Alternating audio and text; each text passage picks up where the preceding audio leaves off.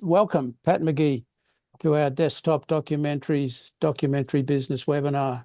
So, Pat, you are a very exciting filmmaker, an indie filmmaker who really takes risks to get, fascinating stuff done. And you're a highly respected producer for HBO Max and other platforms. So you manage to navigate, both sides of the business. And for today's focus, you're co-director of the Anchorage International Film Festival. So it's really great to have you here, Pat. Good to see you, Peter, and thanks for having me. Excited to be here. So I've been producing, directing films for almost 30 years now. It's crazy.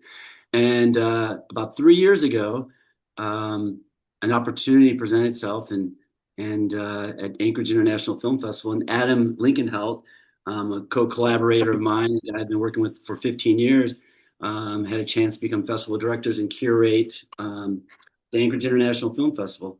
And not, as filmmakers, we've been to so many film festivals, and we always kind of dreamt of like what we would try to make a festival be from a filmmaker's perspective, and also as lovers of cinema and documentaries and storytelling. And that's what we set out to do.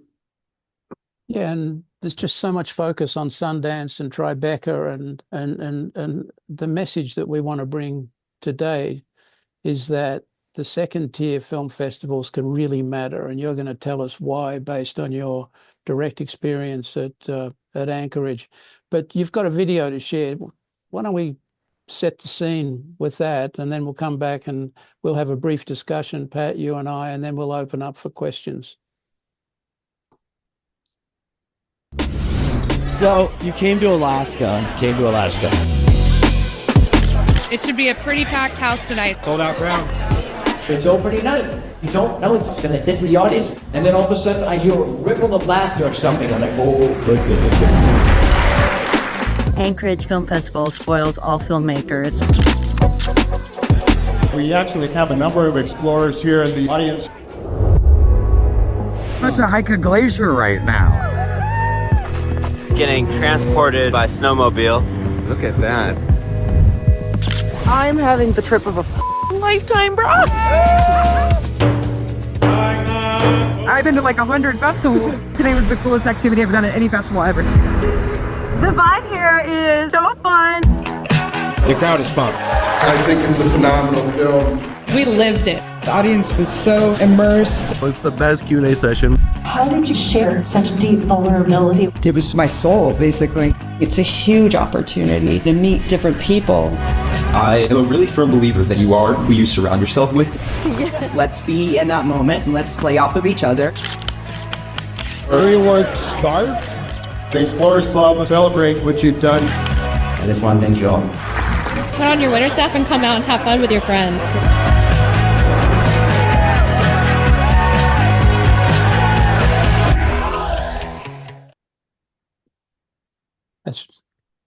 That's really great, Pat. So the vibe I'm getting is networking and morale building and getting access to the broader documentary filmmaking community. Is that the key mission? Is that why these festivals like Anchorage really matter?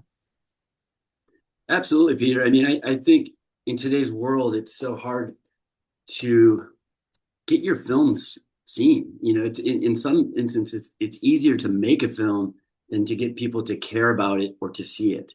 And that's just a fact. And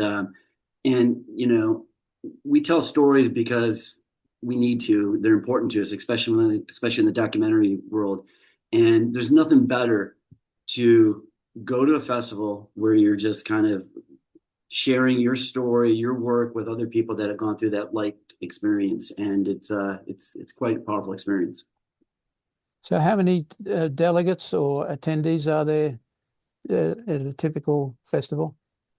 Yeah, so since we really put an emphasis on, Adam and I, since we started running the festival about 3 years ago, really focusing on making sure that we have filmmakers there. There are 14,000 film festivals around the world, right? I mean, that's a lot of festivals. After you get past the top tier of Sundance and Tribeca and South by, and TIFF, all the big film festivals, then it's just like this massive amount of film festivals. A lot of them are just out to take your money, right? And you go to that festival and there's nobody there. There's like 3 filmmakers. So when we got involved with Anchorage, we really put an emphasis on making sure that we celebrate films, but it's a festival and it's not just a screening. You know, you can have a screening, there's 2 people there. I've been to film festivals where literally, you know, my wife and my partner's mom was there, and that's it. You know, that happens. So I think, you know, that's the big thing, is making sure that you have people there. This last year we had about 150 films, and we had over 160 filmmakers visiting from around the world. And that's great. And, and it's that shared experience.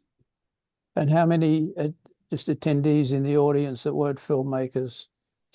Do you have some metric? Yeah, absolutely. It's the Anchorage communities. It's really supportive. They come out, and it's a great balance, and it's a great cultural exchange. So the people in Anchorage get these filmmakers and this kind of like cultural experience from these crazy people that are making films from around the world, and they kind of descend into Anchorage. It's quite lovely. And how many films do you screen, and how many Q&A sessions do you have? What's the kind of balance of the program? Yeah, if the filmmaker comes, and we put a huge priority on programming films to make sure the filmmakers are there. You know, I mean, you know, we get so many submissions, and we don't necessarily, you know, we want to create that perfect mix and balance of making sure the filmmakers attend with quality films and, you know, diverse voices.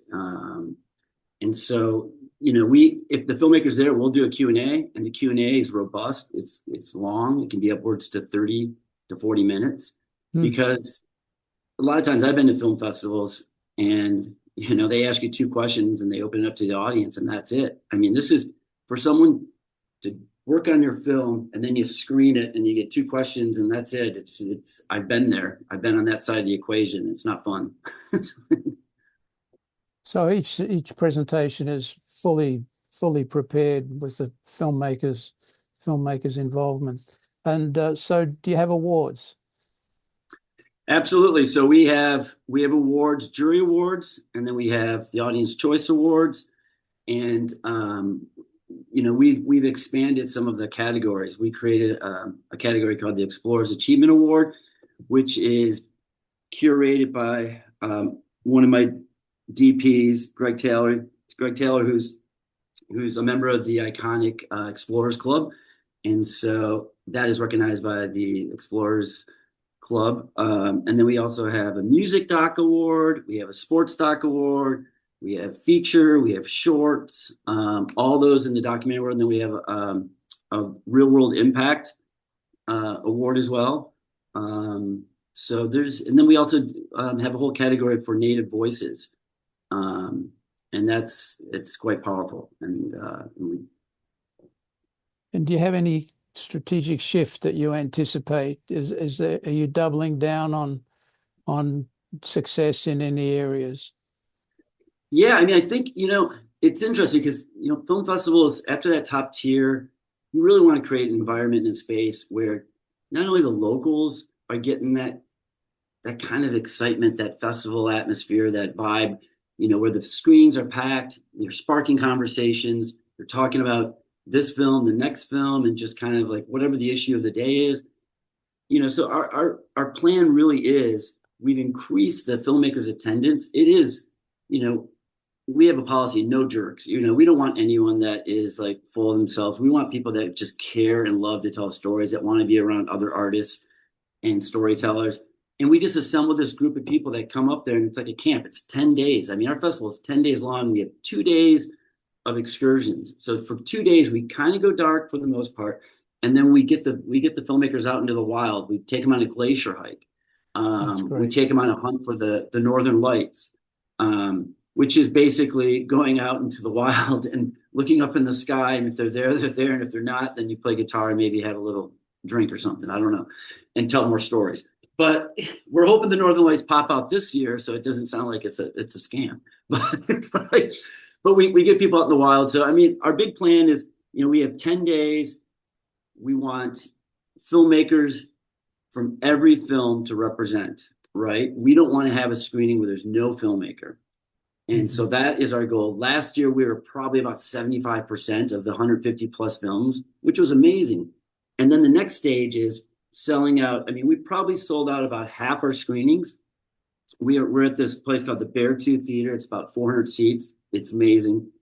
It's like a brew pub with pizza, and they have live music and stuff. It's great. And then we also screen at the Anchorage the Anchorage Museum, and then a couple other smaller theaters. So there's this great vibe. And so, the next thing is, in the next 5 years, how do we make it a destination for not just storytellers and documentary filmmakers and narrative filmmakers, but also people that just want to come and celebrate film and hang out in Alaska for 10 days.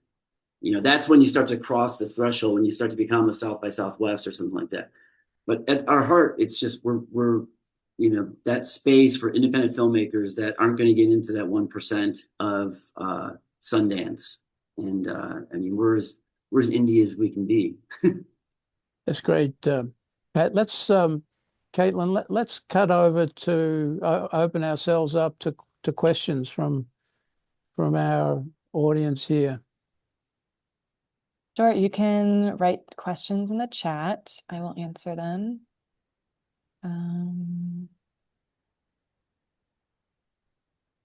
I've got a question if nothing's forthcoming right now. Feel free. Go ahead. What was that?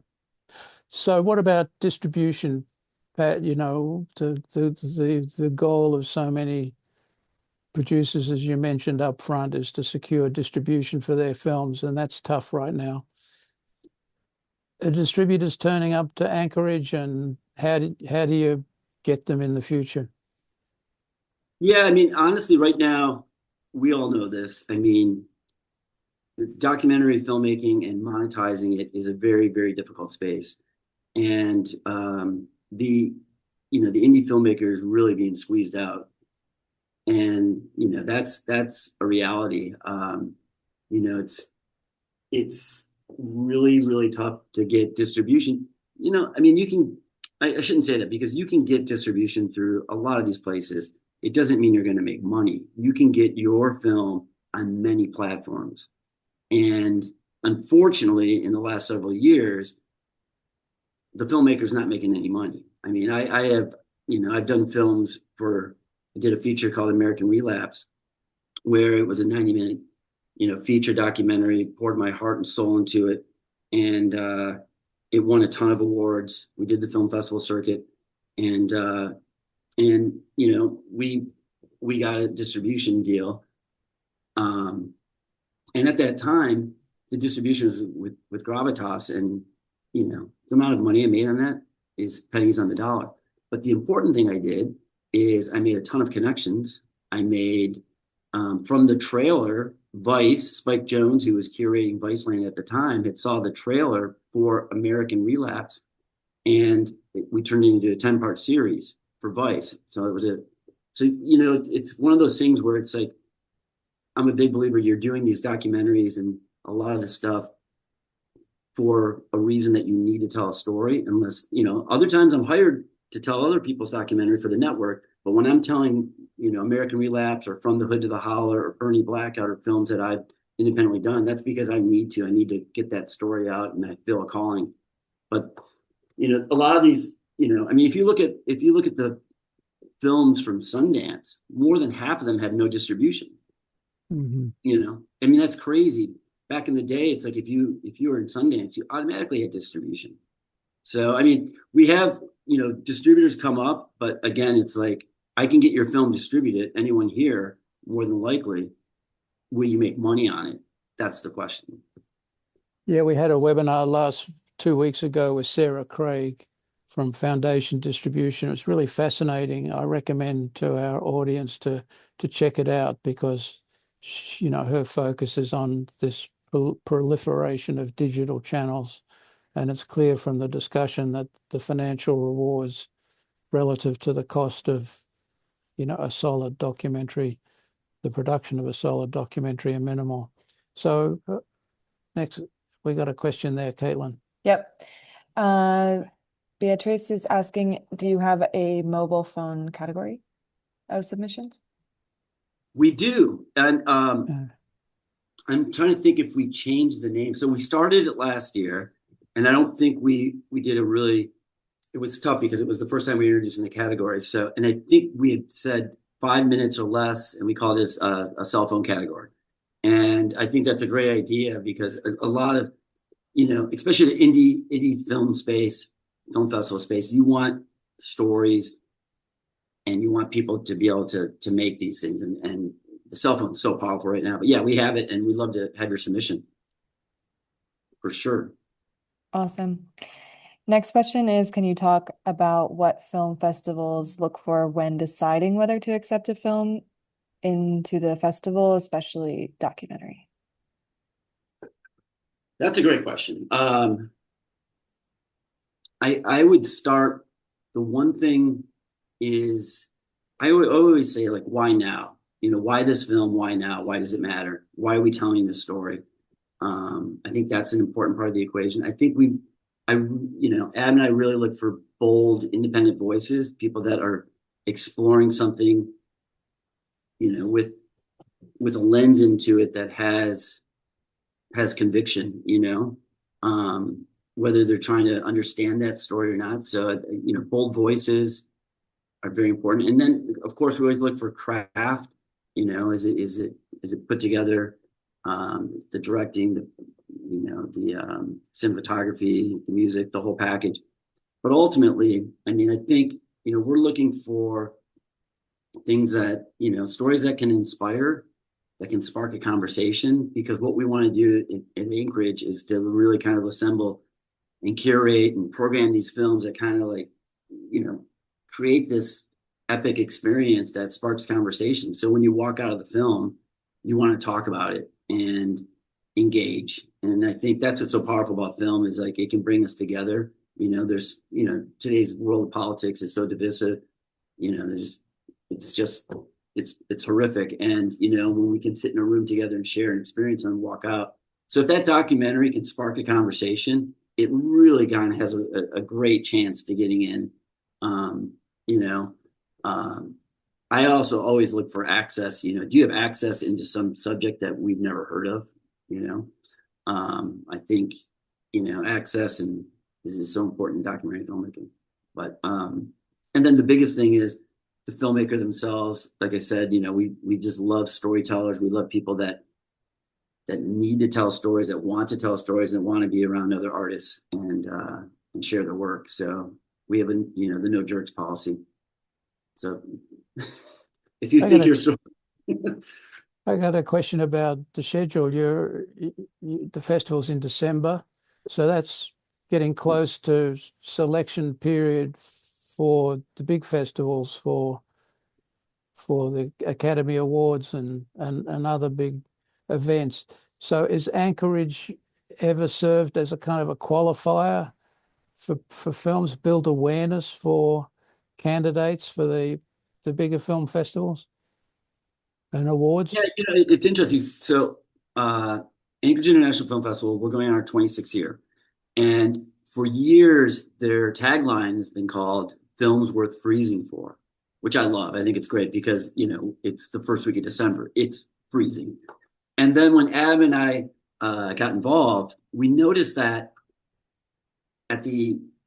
our film festival was right before when the short list from the Oscars come out, right? And so we're like, ooh, that's kind of interesting. So then we kind of joke and we're like, we're going to start calling it the icy road to the Oscars. And so, because we're really a film festival where, after you get through the first part of the year and you go to South by Southwest and you're at Sundance and Tribeca, then people do their run and we're positioned in December. And so I encourage people, that have like a short doc, a short live action feature, whatever it is. And if they've had a good run that year, and maybe they're not some, no name, big director, come to Anchorage. We'll celebrate your film. We'll shine a light on it. The whole community will come out. And 2 years ago, we had a great feature documentary called Porcelain War, which later became nominated for Best Feature Doc. It didn't win. And then this last year, we had the team up from the live action short Singers, which won our audience award and jury award. And then next thing you know, several weeks later, they're winning the Oscar.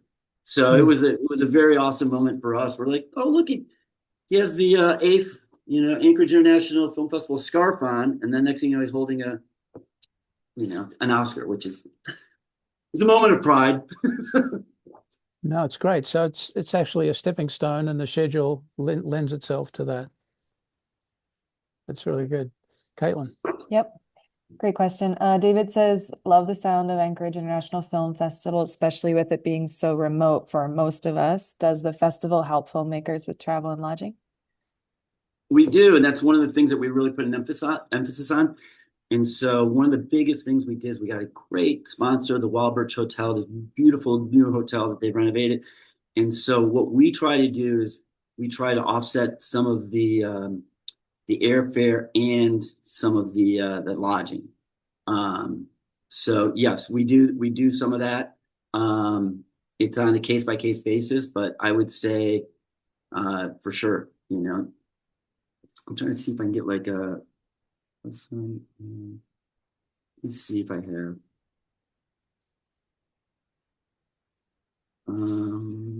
While you're looking, I have a short question you can kind of just answer. Do you have a preferred length for short documentaries that you personally like?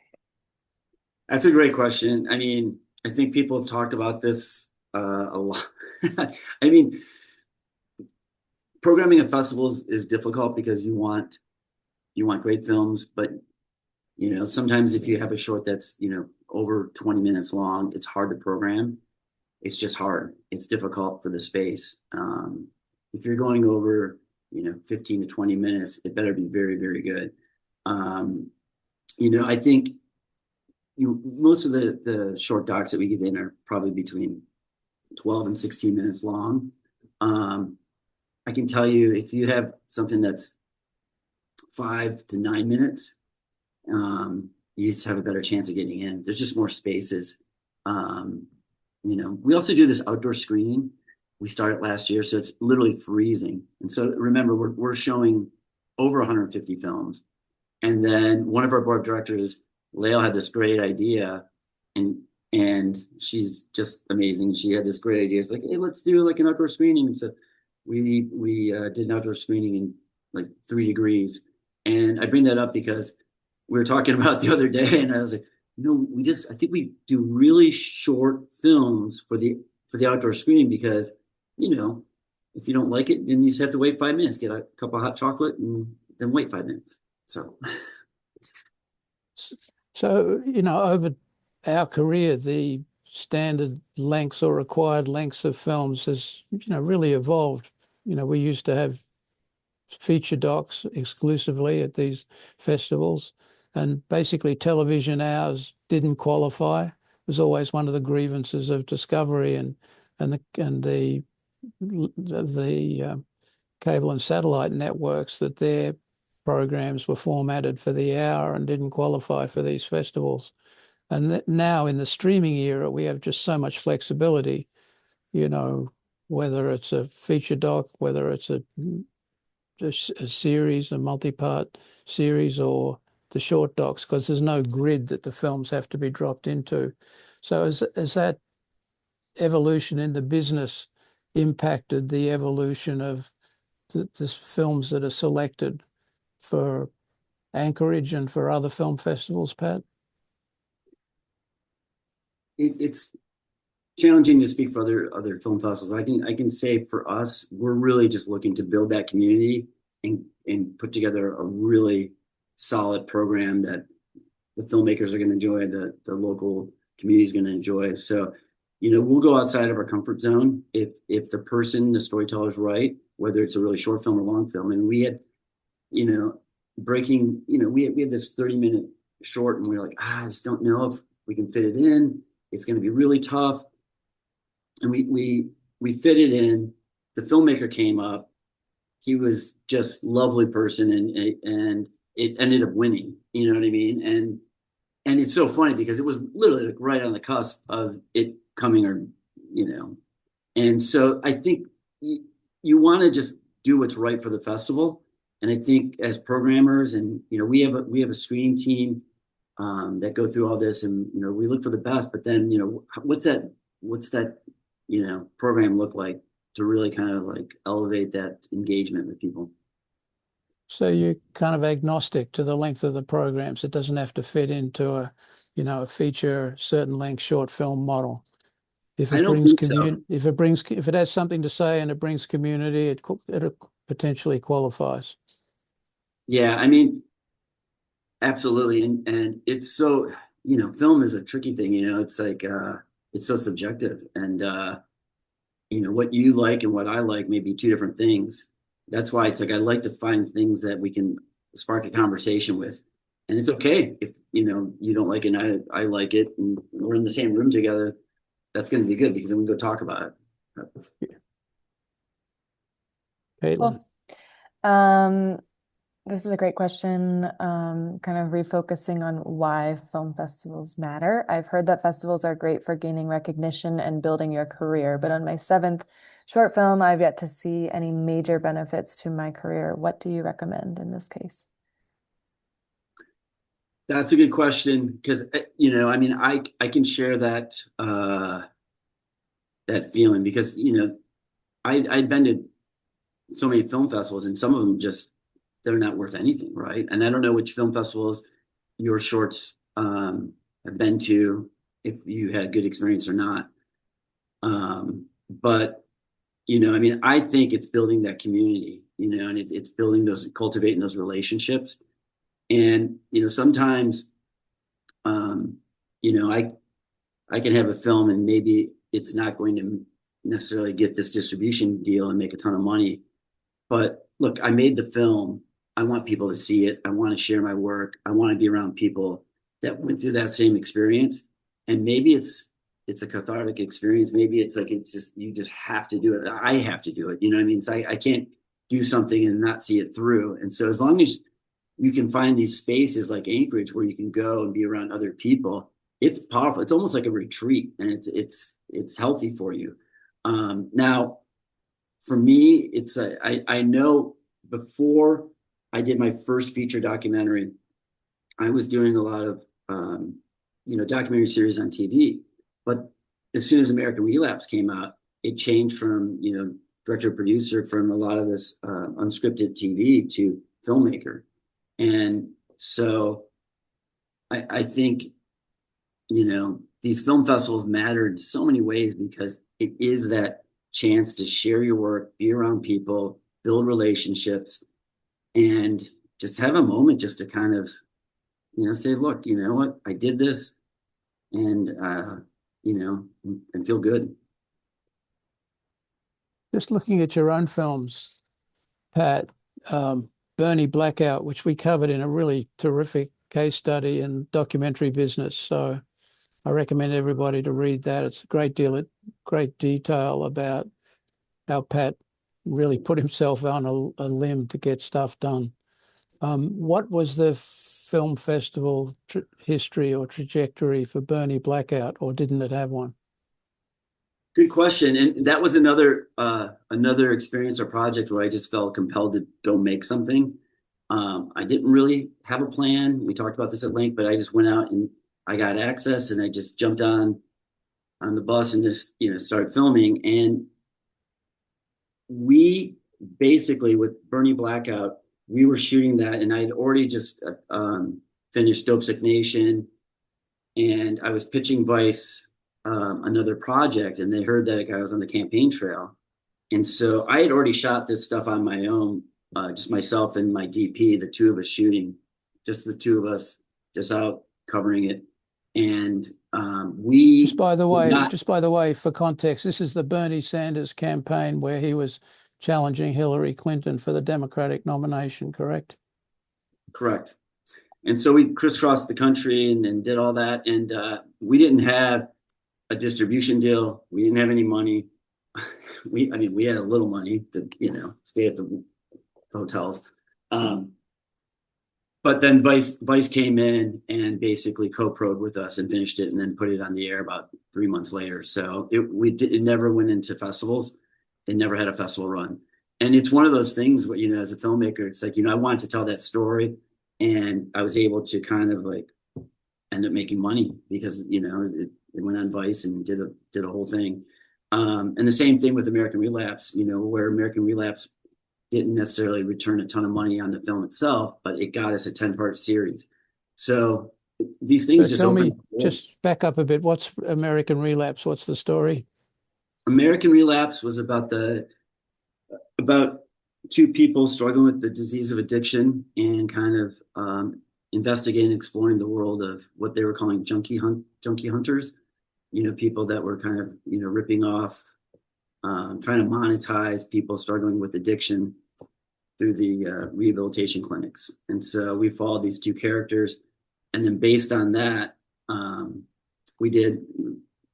Right behind me, it says Dope Sick Nation. We did a 10-part series called Dope Sick Nation that was on Vice. And then we continued to follow that story. So, it's one of those things where it's like, you do these documentaries because you want to, and then see where it goes. Doors open. So they're resume builders as well as being worthwhile in their own right. Absolutely. And just, I think, who said they did 7 shorts? I mean, that's amazing. I mean, 7 shorts, and every time I'm sure like you're learning your craft and bringing something different to it every time. And it's just those stepping stones. For sure. Caitlin. Related to that, beyond the festival, should filmmakers expect more interest just like from the general public, maybe that who didn't go to that festival, or more publicity thanks to the festival? Like, what's been your experience beyond some of those Academy Awards nominees? Do you have any other experiences with filmmakers who saw a lot more interest through Anchorage?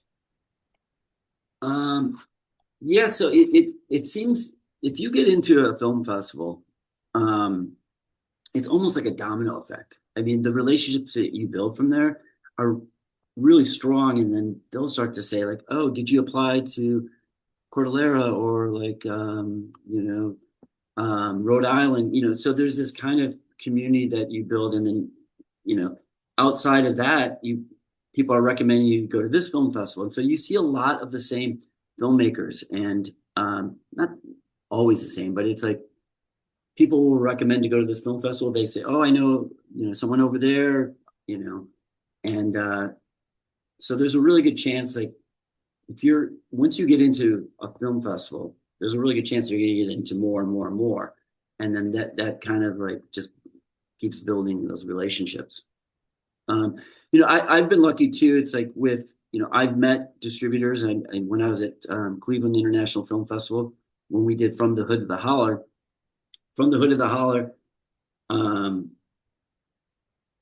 we basically, and it was so funny because Navalny was there. Navalny ended up winning the Academy Award that year for the Oscar, and that won Best Doc. And then the award after that, the grand prize for the festival, was From the Hood to the Holler. So Navalny won $5,000. We won $15,000 and Best Film. Now, Navalny went on to win the Academy Award and was seen everywhere. From the Hood to the Holler, no.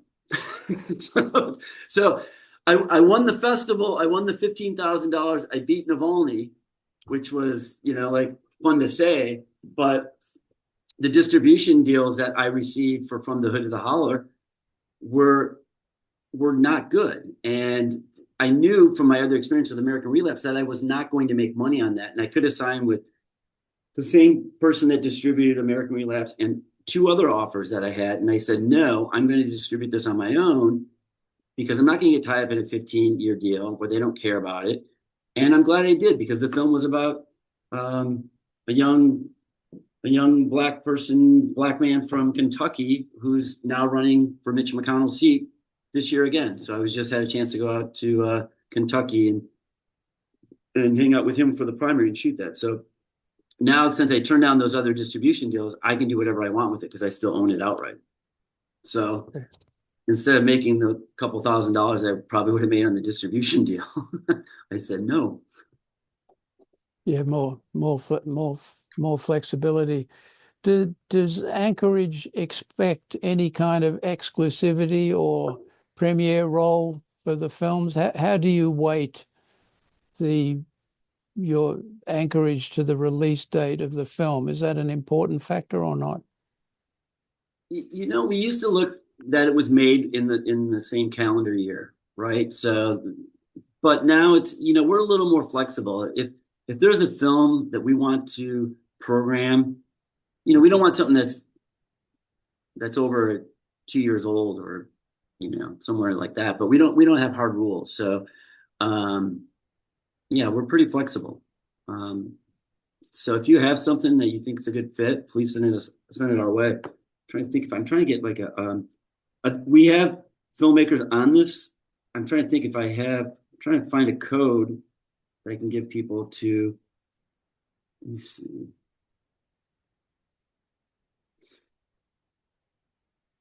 We have a code that if people want to use to submit, and they can have 50% off because there's a submission fee. I think this code shall work. AIFF Voices, VOICES 50. Can you grab that, Caitlin? And oh, there you go. You got it. Thank you, Voices. Caitlin. You get it? Yeah. So we did have a question just asking about thank you very much. Yeah, you know what? I mean, the thing is, it's like, you know, we're an independent festival, and, you know, obviously submissions are a big part of things, but as a filmmaker, oh my God, it's like when you submit to film festivals, I mean, Ab and I, when we did American Relapse, we were working on another project we were working on Dope Sick Nations, and every time we'd wake up in the morning, we're sitting there like applying for having coffee and spending $35 just hitting the button, you know, and then you're sending off to some film festival that you don't even know. And then I've gotten into some of and then, you know, the majority of the festivals you don't get into. And if you have a feature doc, oh my goodness, it's really tough. If you don't get into the top like 5 or 6 film festivals, the rest of them don't really have as much, they don't need as much inventory. So it becomes even more competitive. But, you know, to get into Sundance, you have like less than 2% chance. And so spending those, you know, that sort of money on these submissions is insane.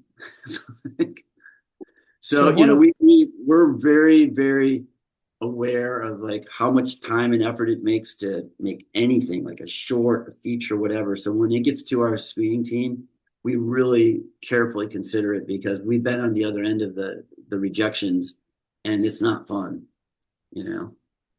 What about exclusivity, Pat? You know, thanks for this really frank conversation. It's really helpful.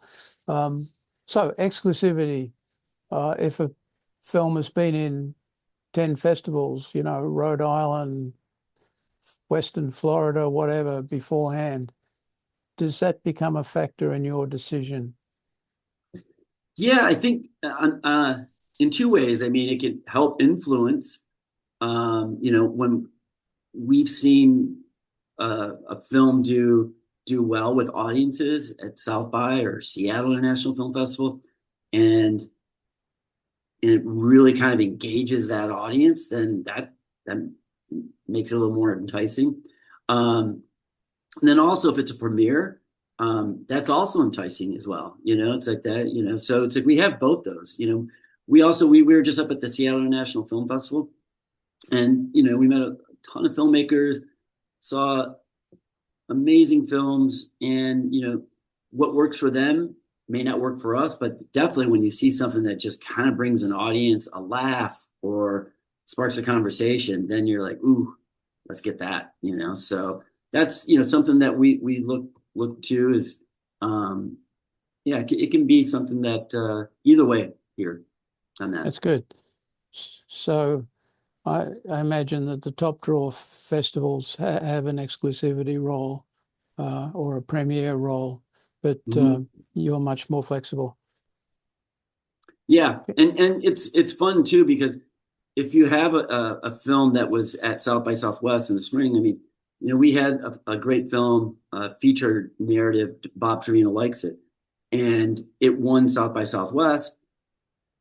Which is in, I think, March, and ours in December. And then Tracy, the director, had been to probably 15 or 20 festivals with it. It did extremely well. And then by the time she got to Anchorage, it was probably the last festival on her run. So it was like that kind of moment, like she achieved and did so much with this amazing film that when she got to Alaska for 10 days, it was like a vacation, Yeah. Um, And she would have had a lot of experience to share about all the festivals she's been at and which ones to prioritize for your film. Yeah. I mean, if you've been to some of these festivals, I've been to, as I mentioned, I've been to festivals where there's 2 or 3 people in a screening, and you're gutted. You just feel like you've just been had. You travel to, I mean, I don't want to name names, but I've literally, Adam and I have traveled, spent the money on the airfare, spent the money in the hotel. You got your 5x7 cards and you're hanging up posters. And then you go to the screen, there's nobody there, and they just do the screening just because they're trying to collect these submission fees. And at Anchorage, we're the opposite of that. I mean, it's like we literally pour love to the filmmakers that get there. The community's stoked that you're there. We take you on, I mean, what festival is going to take you on a free glacier hike? I mean, that's incredible. I mean, nobody does that. And so we're leaning into the whole thing of what makes us different is that, it's almost like a destination wedding. It's a destination film festival because how many people have been to Alaska in the lower 48 or around the world? And it's kind of one of those things like, probably want to go to Alaska once. And so you might see the Northern Lights. You're going to hike a glacier. You're going to immerse in this native cultural exchange that we do. And you're there for, you can be there for up to 10 days. And we have some people come for 5 days. We have some people come for the whole 10 days. And it's quite an experience after having been to some of these festivals where there's like nobody, and I think, that's what, festivals like this matter so much because outside of that top tier, once you start to kind of like go through these other ones, and I have a short doc or a short film, if you don't know the landscape, you're going to get hoodwinked. You're going to get hustled on some of these because if you go down that roster of film festivals, I mean, there's some really awful experiences. That would be another conversation. Yeah, I'll leave this picture up to motivate everyone about this. Awesome. Caitlin, have you been to some film festivals? Yes. Are you picking up on my laughter? Yeah, I saw you kind of like agreeing. So have you had some of those experiences? I have had those experiences. Yes. It's so awful. Yeah.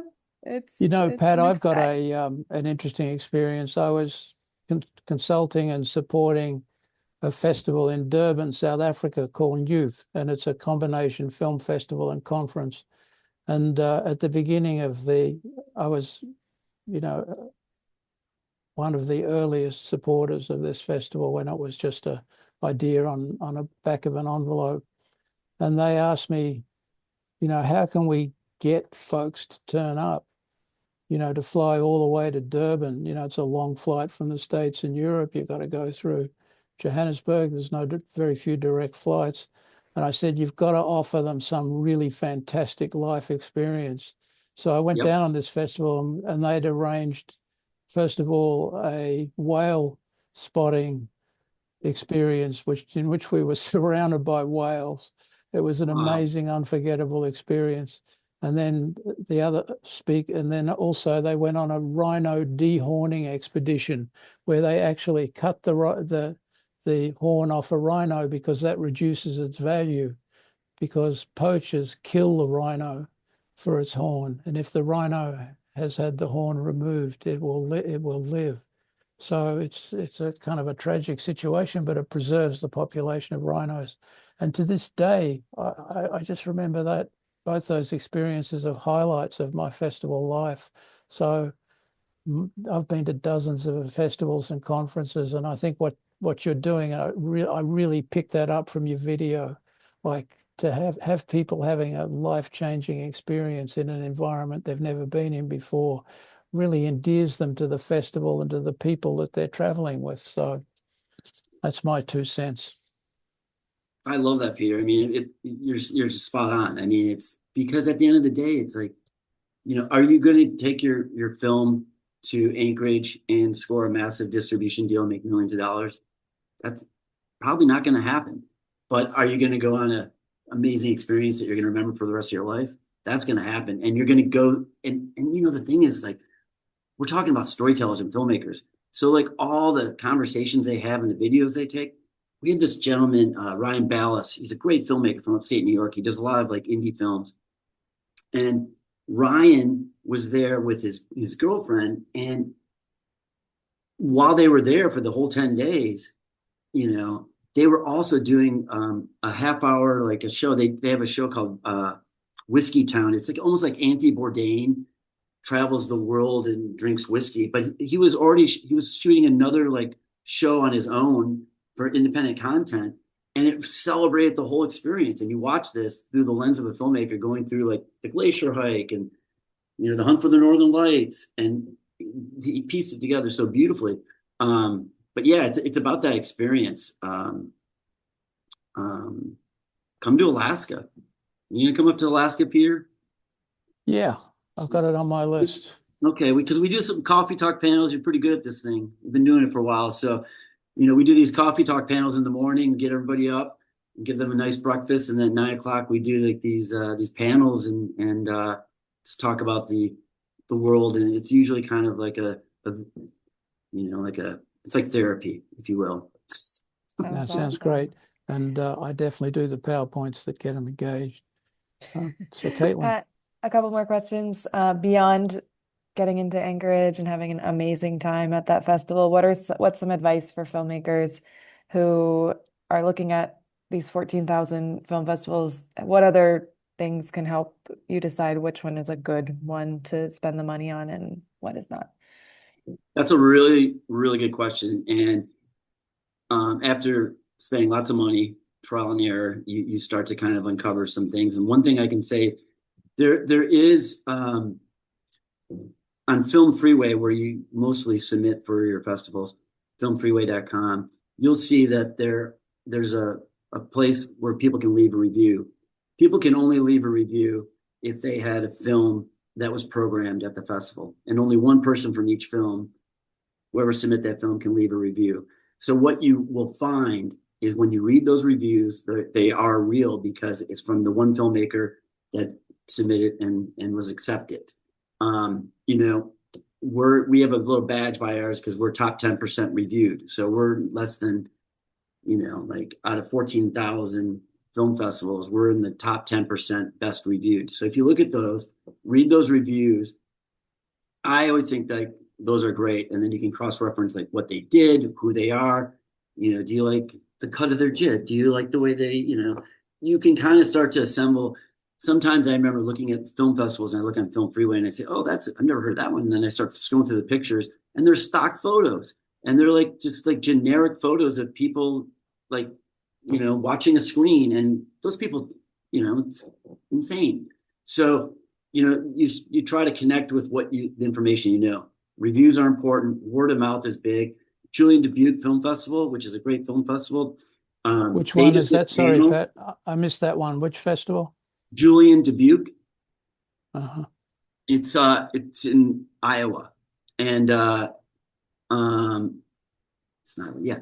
And so it's a great independent film festival, and they did a panel, and they were talking about film festivals with the filmmakers that were there that they enjoyed. Someone mentioned Anchorage International Film Festival, and then I started getting all these emails from the people that had applied there or been there that want to come up to Anchorage. So word of mouth is always important. I mean, you trust people that have been there, film reviews, look at the photos.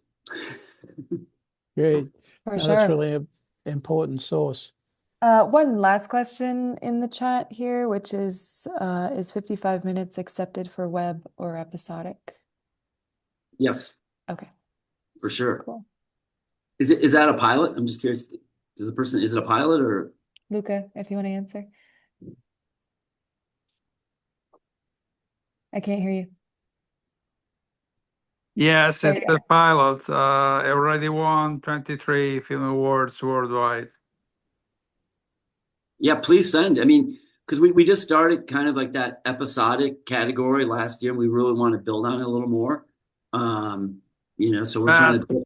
Pat, I will do it right away when I switch off this transmission, okay? So I'm in Italy right now. I'm away from US, but I can do it from here too. Awesome. Love it. So let's wrap up. Pat, before we finalize the conversations by reiterating the benefits of Anchorage, what are you working on now? I'm finishing up a project for HBO Max. It's a 3-part series. I can't really talk about because they haven't released it yet. But it was kind of over the course of 9 months, an active investigation about a scandalous industry. I can say that, but I can't really talk about it. That's okay. But it's you're a contract producer in this case. It's not a project that you developed and pitched. Is that correct? Correct. So I'm the director and showrunner of it, and yeah. So we probably went to 11 different trips on this investigation doc, and 9 months, and we're in the legal review right now, and then it should be ready to air in the fall. And on the private side, so that's the contract side, you're working on the campaign in Kentucky, right? Yeah, so I went back out and filmed some with Charles Booker. You get a chance, look up Charles Booker. He's a great person. He's going to help us. And so still shooting with him. I'm also shooting something with Merrill Hemingway next week up in Idaho. For another documentary project. So all's good. And then I'm watching so many great films. You have no idea. Like, we get so many great films submitted, and you just never know. It's like what you're gonna, see that day. So, we have a great team, but today I'll probably watch, 10 shorts and maybe 1 feature. Wow. So you're really the hands-on director. One last question, Pat. Beyond, since you mentioned watching all these amazing submissions, is there anything in the application material that you also really prioritize when making a decision? Or is it mostly just the film? Good question, by the way. It's a great question. And we look at the cover letters, cover letters, why their film is important, a little bit about themselves, and why they want to be come to Anchorage. I think that's really important, because it's not someone just kind of doing a mass submission, where they're going to submit to like 30 festivals or 50 festivals. I think the cover letter is always important. And I also think it's like, making sure, again, it's like we really prioritize to make sure that the filmmaking team or someone that represents that film can be in attendance. And we're going to find ways to try to offset, cost of hotel or whatever we can do to make that possible. It's a case by case situation, but we really need filmmakers at our festival for it to be a successful festival. So we're not going to program a lot of films unless the filmmaker is going to attend.